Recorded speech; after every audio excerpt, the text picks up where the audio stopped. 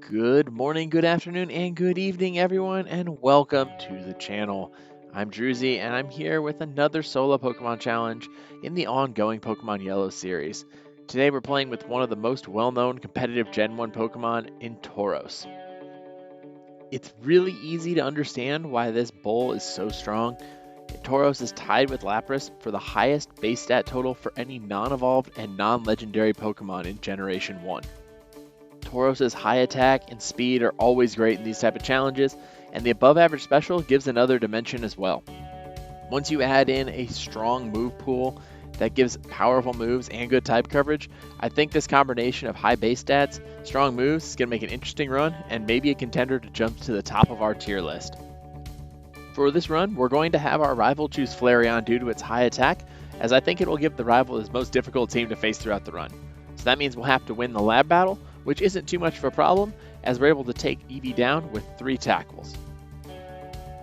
Now with the rival out of the way, we're going to do our early game errands, and while we do that, I want to talk about one glaring gap that makes Tauros tough for this type of challenge, and you may have already seen part of it during the lab fight. Tauros only starts with tackle, and that's the only move in our moveset. I mean, it gets stabbed, so that's nice, but we don't get another move until level 21 when we get stomped. So that's going to be annoying to say the least at the start, especially when you consider that Brock is going to have only Rock-type Pokemon. That is just a giant pain when every single thing he has is going to resist my one attack. When you combine the fact that we only have one move in Tackle with the fact that we also can't do any stalling moves when he uses Bide, even if we do start to do decent damage, we still might not do enough. So after battling every trainer possible on our way to Pewter, as well as a few wild Pokemon I ran into, I did a test trial against Brock, and here we really see the full annoyance of only having Tackle in our arsenal. We just can't do enough damage to his Geodude. Here we're getting fairly lucky, I got a miss with Geodude, and we're still taking a lot of damage, but even then, we're not able to even come close to taking it out at this level. Another problem is that Tauros is in the slow level up group, so that means that grinding here is going to be even more annoying than it normally would be. Because of this slow level up group and the fact we only have Tackle, we're definitely going to add a lot of time to the run here right at the start. After a brutal grind, we're back against Brock here at level 12, so we're 3 levels higher, and we are able to outlast the Geodude now at this level, partially thanks to our high critical hit chances that we get, thanks to Tauros' great base speed in Gen 1, but once we get to the Onix, it's a little bit of a different story. This definitely does not go as well as Geodude, with each of our attacks only doing 1 or 2 damage unless it gets a crit, and then there's the additional problem that I mentioned before, is when Onix uses Bide, where we only have Tackle, so we have nothing to do but damage him, and if we get crits, we take massive damage back, so maybe if we got some good luck, maybe we got some good crits and, the right timing with Onix, maybe we could make it at this level, but I just don't think it's going to be consistent and I don't want to spend that much time. So decide to level up a little bit more and come back and try it level 14 this time. I tried a couple times at level 13 with this battle and it gets close, but again, it just wasn't quite reliable enough. So I wanted to bring up this extra level, and once you get to level 14, things do get a lot more consistent. Just like in the last battle, Geodude isn't a problem, and Tackle's actually doing really good damage here, and we end up moving on with 33 HP left to face the Onix. The strategy here, if you would like to call it that, is to hope for critical hits until Onix uses Bide, in which case you're hoping for non-critical hits, or even better, hoping for misses. Eventually, we are able to whittle the Onix down and win the battle with plenty of HP left. I do want to say this is probably one of the best case scenario battles. Even though Brock had used more attacks here, I think it still would have come off pretty easily. But I did try this at level 14, and it was fairly consistent. But it's Brock, it's early on, we have 1 attack. So with that, I'm just going to take the win and move on. So now that we have the Boulder Badge, we get to travel through Mount Moon. And once we get past Mount Moon into Cerulean, I think I'm going to take on rival number 2 first. I think the lack of move variety and Starmie's general strength is going to be too much right now, and I think Rival 2 is just a much better matchup for us. And it turns out this is a good decision as we make quick work of his team, partially thanks to a few critical hits and our strong attack stats. So you can see, again, the lack of strategy is kind of boring for this part of the video, I think. I mean, all I'm doing is pressing A repeatedly and hoping I don't get Sand Attack, hoping I don't get a status, and just hoping for crits to make these battles move faster. We do level up to level 19, so we're really close to 21, and when we get some variety with Stomp, even though Stomp won't be on the moveset very long, I know, spoiler alert, but I just want to call that out, that once you get past Cerulean, things really do open up for Tauros pretty quickly. Now that our rival is out of the way, we're clear to take on the rest of the Nugget Bridge trainers as we inch ever closer to getting our critical Stomp, giving us that more accurate move, giving us a stronger move, and just giving this run a little bit more flavor than just pressing A repeatedly on tackle. However, we do run into a little bit of a speed bump as we're in our quest to clear the bridge, and that comes in the form of the third trainer. We come into the battle against this youngster with very low health to begin with, and Rattata and Ekans go down pretty easily to start, and then Zubat comes out. And that's when things go sideways for us. Once we have the Zubat out, it hangs on after we get our tackle. We do level up, which is great. We're now one level away from Stomp, but then we get confused and we hurt ourselves in confusion. As long as we don't hurt ourselves again, we're good, but we do. And that's it. We lost to a random youngster early in the game. So I decide to reload, come back against him with full health, and this time it goes much smoother. If we had full health, we would have been okay to begin with. But this time, we make sure we're full of health, we come back in, and Zubat definitely goes a lot differently when you don't have only 20-some health, and you have 50 instead, and it's an easy takeout, and we're able to clear the third trainer, and then ultimately move on throughout the rest of the bridge. After clearing the bridge, we're able to take on the hiker in front of the hidden elixir, and we're finally able to level up to 21 during this fight. So of course, that means that we now have Stomp, and we have some move variety, if you want to call it that. And it is fantastic, does so much more damage, takes out Geodude in 3 hits, mainly because of a crit, but that crit did so much damage, and that makes it so much more fun. And now with that out of the way, we're going to go and take on Misty. So we start out with Stomp on her Staryu, which is a 1-hit. Starmie's out next, and because that their strategy of pressing A worked so well against Brock, we're going to try it again here with Misty, this time using Stomp. We did get a critical hit Bubble Beam, then the second was not a critical hit, so we're able to move on and get the second badge here. But if we would have got 2 critical hit Bubble Beams, we would have been in a bad place overall. And while Stomp was a huge step forward in our moves, it's time to really up our game. We head to the SS Anne, where we can pick up a fantastic move, and easily one of my favorite moves in Gen 1. And that move is Body Slam.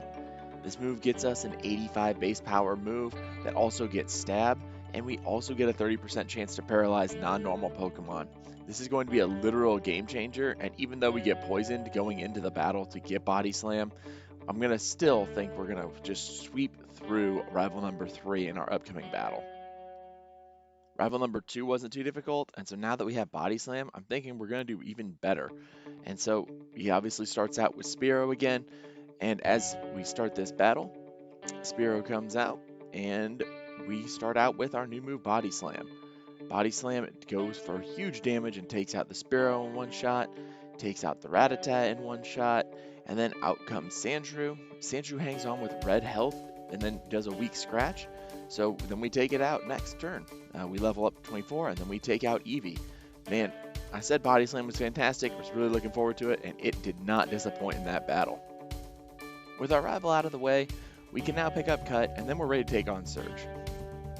To save a little bit of time, I'm not going to use a Pokemon Center, and I'm going to use potions to get some health back, but we're still going to go into this fight against Surge poisoned.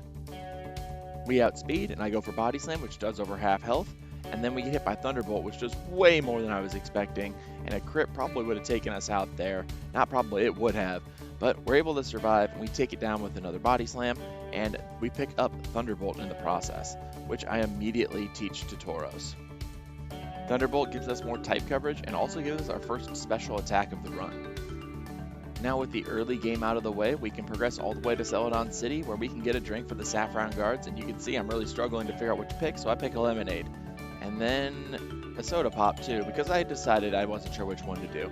And then I remember I need the fresh water for TM13 for the little girl, so I stop back and get another one of those. And once we get Ice Beam, we will then have another strong coverage move to help out our Tauros. Before going on to take on another gym leader, I decided to take out the Rocket Hideout and Giovanni to build up a little bit of experience, and now that we have Ice Beam, Giovanni is no problem at all. Onyx and Rhydon both go down to 1 hit, and Body Slam takes out Persian in 2 hits. As long as you got type coverage, these early Giovanni fights are usually really simple, and this is just more evidence to prove that. With the Sylph Scope now in hand, we can head back to Lavender Town to take on rival number 4, and I'm not expecting any problems here. We've done really well against the rival so far, and now we have even better type coverage for the rest of his team. So in rival battle number 4, Hero comes out first, and our Thunderbolt doesn't quite take it out, leaving it with probably 1 HP. It goes for Leer though, so no damage taken, and at this point it's an easy sweep through the rest of his team. So Body Slam on Magnite, Thunderbolt on Shelder, out comes Sandshrew, we're hit with an Ice Beam, and then Eevee will come out, and Eevee will also go down very quickly. And at this point, it's so much fun playing with Tauros, so much diversity in move pools, such a strong attacker, and this is something that really hasn't been there with any of the other Pokemon I've had so far. They've all been reliant on 1 or 2 moves, and really haven't had the diversity that Tauros is showing right now. And the strange part is that it's about to get even better as we make our way from Saffron over to Silphco. We can round out our moveset with Earthquake. So we're up on the 10th floor, we take out the Rocket with the Machoke, and then we're going to pick up the Carbos, the Rare Candy, and the TM26, which will give us Earthquake. We'll immediately add this to the moveset to replace Stomp, and now we have type coverage for almost anything we go up against from here on out for the rest of this run. So with our new moveset in place, we're going to move on directly into a test against everyone's favorite rival, rival number 5, aka the infamous rival Fivel.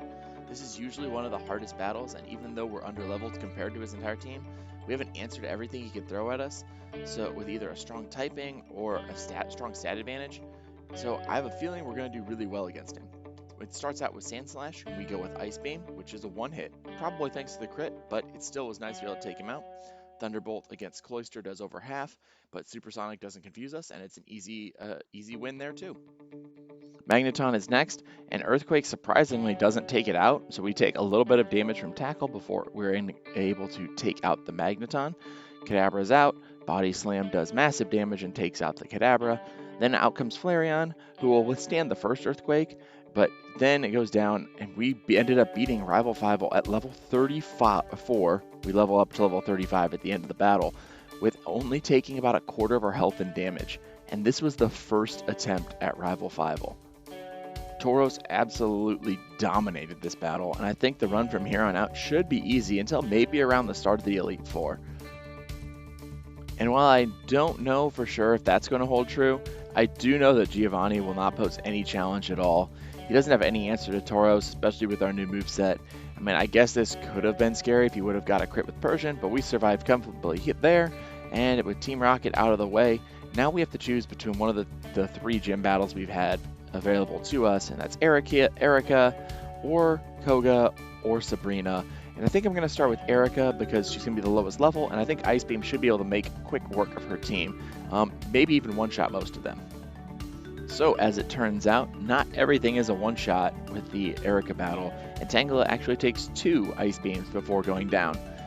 Next out's Weepinbell, and Weepinbell also hangs on and then gets off a Sleep Powder, and this is where I start to get nervous. Razor Leaf is always going to get a crit, then it goes for Acid, and I'm still asleep, and things are getting a little bit dicey here. We wake up just in time. A crit would have taken us out with Acid, so we're lucky enough to move on to Gloom. As long as we get a crit here, we're okay, but we get a Freeze, which is just as good. The Frozen Flower can't attack us, and we're able to claim our 4th badge. With Erica now out of the way, we either have Koga or Sabrina up. And because we can fly and we've been to Saffron already, I decided it might be quicker to go and finish up Saffron before heading down to Fuchsia and facing Koga. So I fly over to Saffron, and in fact, I go so quickly I don't even remember to heal up Tauros before the battle. So I guess if we outspeed, we have a chance. And but her Kadabra moves first, and that takes us down. After using a couple of potions, I try Sabrina again. This time she uses an X-Defend on her Kadabra, and our Body Slam ends up doing over half damage. And then she misses with Kinesis, and another Body Slam takes it down. Alakazam's next, and Sabrina uses X-Defend before our Bidym does about a third HP and gets Paralysis while moving first. Next move takes it below 25%, and Psychic does so much damage. We had almost full health, and now it's gone, and it wasn't even a crit. Man, we need to avoid Psychic if possible. I go for one more attempt against Sabrina.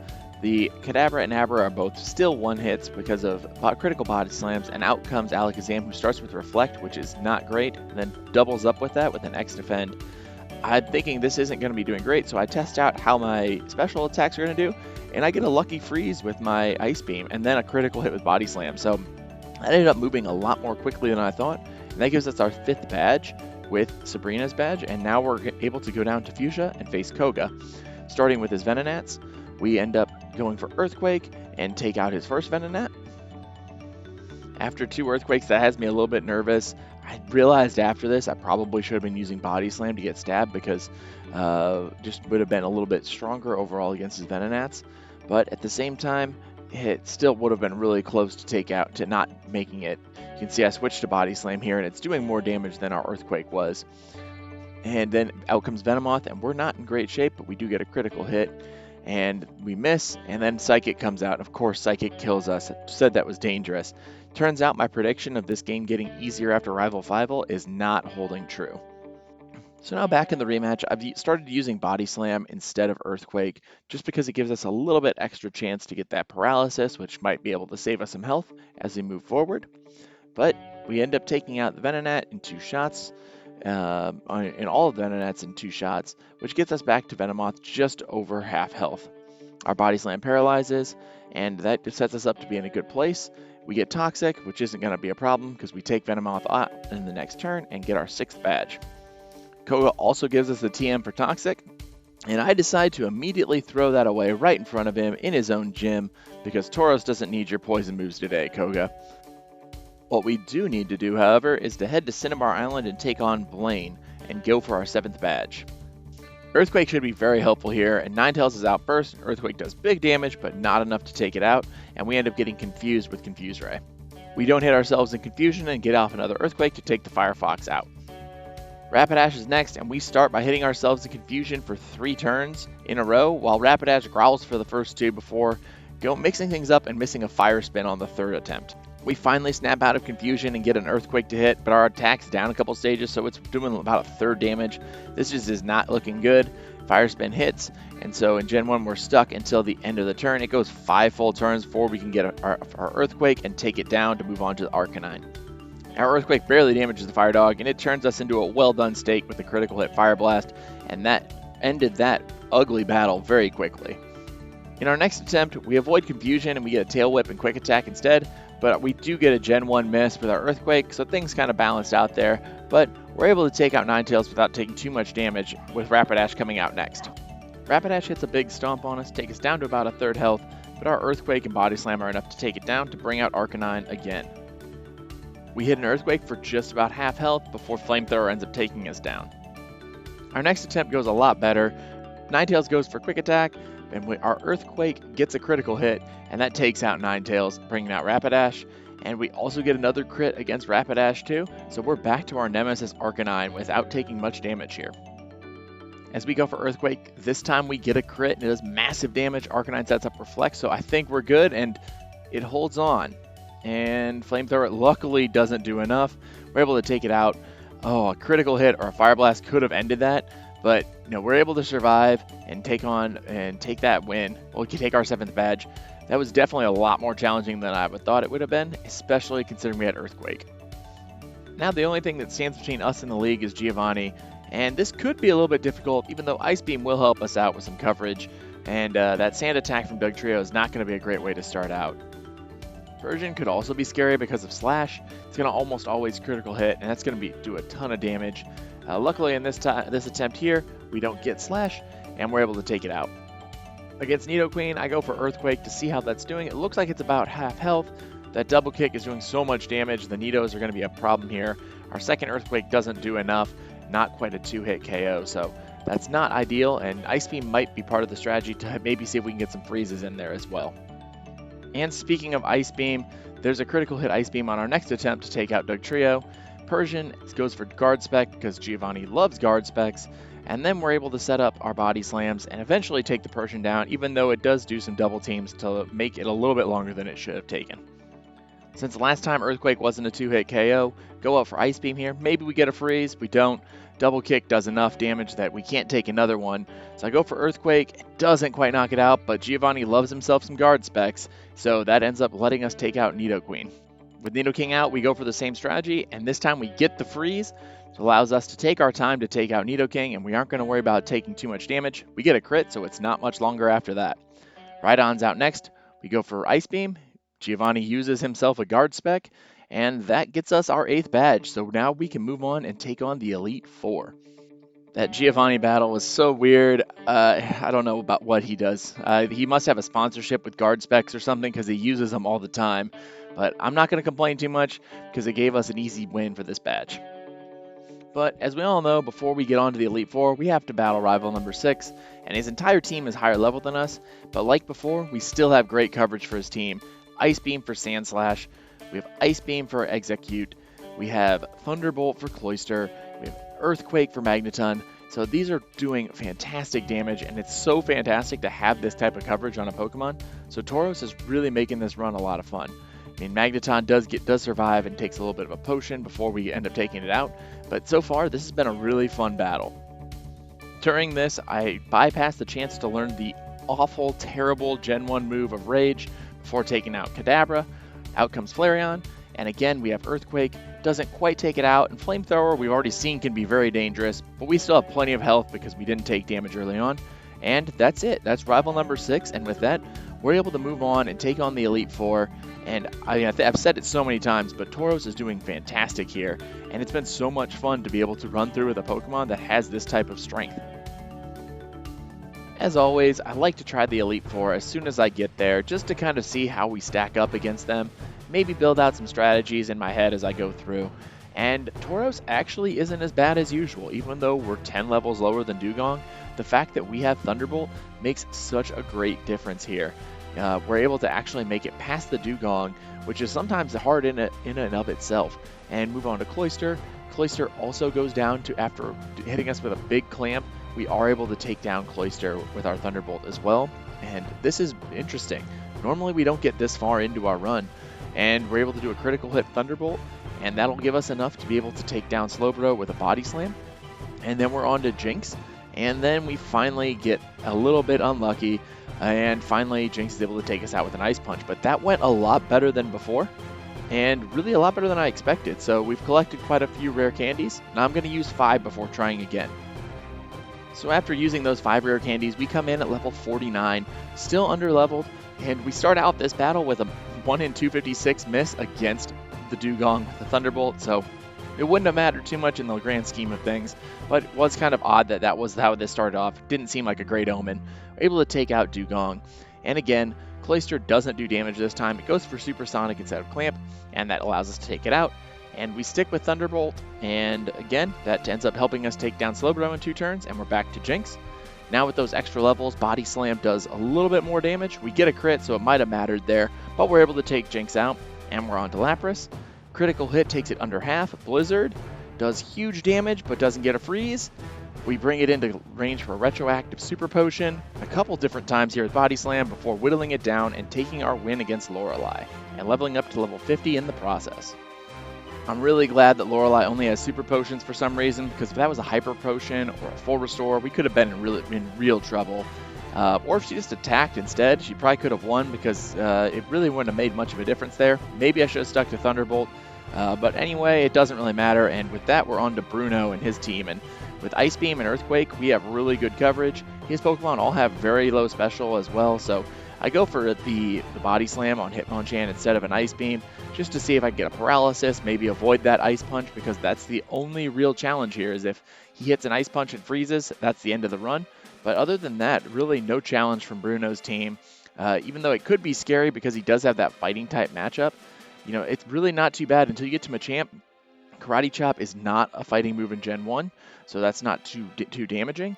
And then we're able to take him out with only taking about half our health. So really, Bruno is sometimes really bad, and this is one of those times. So as we move on to Agatha, I heal up and spend way too long trying to find my PP restoring items. Maybe my bag management is something I could really work on, but that's something for future Droozee to deal with, not today. So with that, we have Earthquake, we have a strong attack. Usually that's a great matchup for Agatha because of the way her Pokemon stack up. So we'll see how it turns out here. And it starts out pretty well when we outspeed Gengar number 1 and get a one-shot without a crit. Golbat's going to come out next, and this is the only Pokemon we don't have a true answer for, but we have Ice Beam, and so it's not going to be Earthquake, but it's still that we get a crit. Don't know if it mattered, but we're able to take it out. Haunter's out next, not expecting anything but a one-shot, and that goes to plan. Arbok's out. Earthquake also almost takes it out, doesn't quite do it. We get Screeched, so Badge Boost glitches up a little bit. Maybe that'll make a difference against Gengar, probably not. And we take out Gengar in one shot as well. And we're at level 52 now, and we're moving on to Lance, and this is on our second attempt at the Elite Four. First realistic attempt, I would say. After that first attempt arriving at level 44 would have been really fantastic if we could have made it. I didn't think it would be there. So now we're on to Lance. And with Lance, we have a lot of 4x effective moves, starting with Thunderbolt against the Gyarados. We get a crit, but I don't think it matters because of that 4x effectiveness. Against the Dragonairs, we have Ice Beam. That's one shot with the first one. Dragonair 2 comes out, we go for Ice Beam again, and again, another critical hit, so I don't know if it mattered or not, but we'll see. Aerodactyl's out, we get hit with a big Hyper Beam, but even that, we still have plenty of health, so now out comes Dragonite, and as long as we outspeed, we should be good, and that's Dragonite. Lance was really easy, so at that, we're on to the champion, and this has been moving pretty quickly overall. At this point, I'm feeling really confident because everything against our rival so far has gone really well. So I'm hoping this is going to be a quote-unquote first-time championship run through the Elite Four, and that'd be the first time so far in these runs.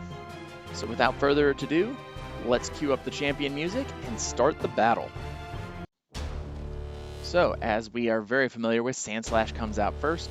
We go for Ice Beam, and Ice Beam doesn't do enough to take it out, and we get a massive slash. So we're at about half health for the rest of this battle. So that's not ideal how to start this off. Things get worse with Alakazam. Our Body Slam doesn't knock it out, doesn't get a paralysis. He does enough damage on one Psybeam to take us out with the crit, and that was not great. This is the first rival battle we've lost, and honestly, it was probably at the worst time it could have come. And yeah, so with that depressing loss out of the way, we get to go all the way back and start with Lorelei again, because I'm really a fan of what I'm going to call the J-Rose Elite Four rules. And that means we don't save between Elite Four members, and we're going to have to start all the way back at the beginning if we want to get our champion rematch. And one thing that I've learned through this is that sometimes when you go back through the Elite Four, it's not as easy as the time you made it to the champion before. And we see that here, and Lorelei is definitely not the easiest member of the Elite Four, which I would probably take over having it be Agatha, because at least this way you get it out of the way early. But in this attempt, we've taken a little bit more damage than we did the first time. So when we get back to Lapras, we're not in as great of a situation. And we get hit, even though our Thunderbolt doesn't get a crit, that Blizzard does so much damage. We're only at 4 HP the rest of the time. Body Slam takes us down. And so we know this is possible. So I go ahead and start right again onto our third attempt at the league. I know it's technically our fourth, but I'm going to call it our third for the sake of, really being consistent and giving Tauros a fair chance. That first one, I didn't set him up for success. Our next run against Lorelei goes pretty well. Her Dugong doesn't do any damage to us, does take some time, but no harm, no foul. Cloyster's out next, we go for Thunderbolt. Supersonic confuses us, which is annoying, but we are able to avoid doing any damage to ourselves before taking it out. Slubrow's out next, we hit a critical Thunderbolt, which triggers a retroactive Super Potion. Unfortunately, our next attack hits ourselves in confusion. That opens us up to take a big Surf before taking it down to Thunderbolt and bringing out Jinx. And Jinx survives the Body Slam, but it brings it into range for retroactive Super Potion, so we can take it down to move on to Lapras. I start off with Body Slam. Hopefully that takes us out, gets some paralysis, and it does. And then between our Thunderbolts and a couple misses between Blizzard and Hydro Pump, we're able to move on past Lorelei. I mean, her attacks are a little bit inconsistent, but they're very strong and very dangerous. So I'm glad we got a couple misses there. I don't know if we could have survived them. Maybe we could have taken one. But yeah, if both of those would have hit, we would have been trying again. But again, not too much of a problem, and we're back on to Bruno. And Bruno, again, not too much of a challenge here. Ice Beam against his Onix, and then we take out his Hitmonchan or his Hitmonlee with either Ice Beam or Thunderbolt, some combination of those. I use Ice Beam because there could be a chance at a freeze, just makes it a little bit less scary. If we get a crit on any of his Pokemon, they're gone as well. So easily come back to Machamp, and Machamp can be scary because if it hits submission, it could do big damage. It goes for strength. We go for Body Slam to go for a paralysis, which we get. Bruno goes for X-Defend, and that pretty much guarantees us a win. Bruno didn't like to attack, which is strange because he has the type advantage. So the one time he could be dangerous, he decides not to do anything. But again, it's been talked about in so many other videos by so many other YouTubers as well. Bruno is just not great in Gen 1. So as always, before we go on and take Agatha on, we have to heal up, restore our PP, and then when we start our battle with the Ghost Master, I mean, maybe it would make more sense to call her the Poison Master since all her Pokemon are part Poison type and only 3 are Ghosts, but that's a little bit digressing. So, as we saw last time, Earthquake does so much damage on her team, takes down her first Gengar, out comes Skullbat, and we all know the only other problem we're going to have is maybe if we don't get a crit here, and we do, and it's still a range, but we end up getting a lucky miss by Supersonic, and that clears out the way for the rest of the team. The only thing that could go wrong here is if we get maybe a paralysis or something from Arbok, but it goes for it and gets the paralysis. Still not going to matter at the end of it because we go out against Gengar, it goes for Dream Eater, we take it out with a single Earthquake to bring us back to Lance. And again, don't think Lance is going to be too much of a problem either. Maybe those critical hits against the Dragonairs will matter. We'll find out in this next battle, but I'm not too worried going into it. And while we prepare to make that extra long walk between Agatha and Lance's room, I don't think there's going to be any surprises here. We have strong type advantage over almost all his team. Maybe some of those crits we'll find out if they were important or not, though. And the first thing we get to learn on is that crit against Gyarados, did that matter? And as it turns out, it did. And we end up being luckily missing a Hydro Pump before able to move on to the rest of his team. Dragonair number 1 is out. We go for Ice Beam. And that crit also mattered. Wow, was not expecting that. So as it turns out, all of our critical hits mattered in this battle. We'll see if it actually matters for the Dragonite as well, as Aerodactyl comes out, and we're able to take a weak wing attack, but that gets a crit, so even that does good damage. And now we're on to Dragonite, and we'll see if the 4 times Ice Beam mattered, and we won't find out because we do get a critical hit there.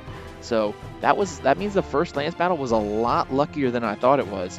But that one, we still were able to move on, and now we're back to the champion again. And this time, we aren't going to take him lightly. And one thing I'm going to do differently this time than last time is I'm going to go ahead and teach Blizzard to Tauros over Ice Beam.